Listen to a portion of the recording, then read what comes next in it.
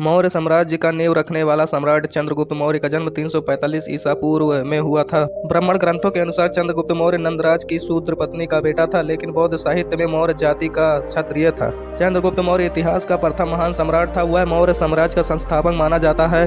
उसने अपने गुरु व मंत्री चाणक्य की सहायता से मगध के वंशीय राजा धनानंद की हत्या करके राज्य पर अधिकार स्थापित किया। 322 ईसा पूर्व को चंद्रगुप्त मौर्य का राज्य अभिषेक किया गया। चंद्रगुप्त मौर्य का विजय अभियान। नंबर 1, मगध पर विजय।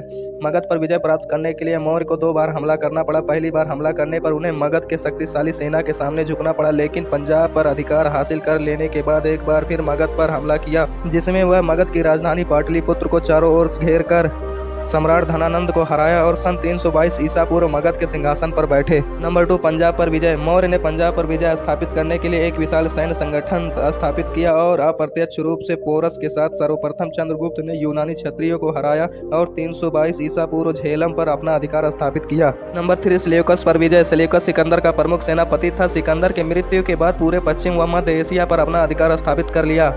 विश्व विजय के भावना से उसने चंद्रगुप्त मौर्य पर 305 ईसा पूर्व हमला कर दिया, जिसमें सेल्यूकस को हार मानकर बातचीत करने के लिए मजबूर हो गया। संधि के परिणाम स्वरूप उसे अपनी बेटी हेलेना का विवाह चंद्रगुप्त मौर्य से करनी पड़ी तथा 4 प्रदेश गांधार, हेरात, कांधार तथा बलूचिस्तान चंद्रगुप्त मौर्य को देने पड़े तथा चंद्रगुप्त मौर्य ने 500 हाथी भेंट में दिए। सेल्यूकस को पर विजय पाने के बाद चंद्रगुप्त मौर्य ने सौराष्ट्र पर भी अपना अधिकार स्थापित कर लिया। नंबर 5, बंगाल पर अधिकार। चंद्रगुप्त मौर्य ने पूर्वी राज्यों को हराकर बंगाल को भी अपने अधिकार में ले लिया। चंद्रगुप्त मौर्य ने एक बहुत बड़ा साम्राज्य स्थापित कर लिया था। इसका विस्तार पूर्व बंगाल की खाड़ी से लेकर पश्चिम में हिंदू कुश और उत्तर में हिमालय से लेकर दक्षिण में कृष्ण नदी तक विस्तृत था। चंद्रगुप्त मौर्य ने दक्षिण भारत के श्रवण बेलगोला में चंद्रगिरी नामक पहाड़ी पर तपस्या कर अपना अंतिम समय व्यतीत किया और इस महान सम्राट की मृत्यु सन 298 ईसा पूर्व लगभग मानी जाती है।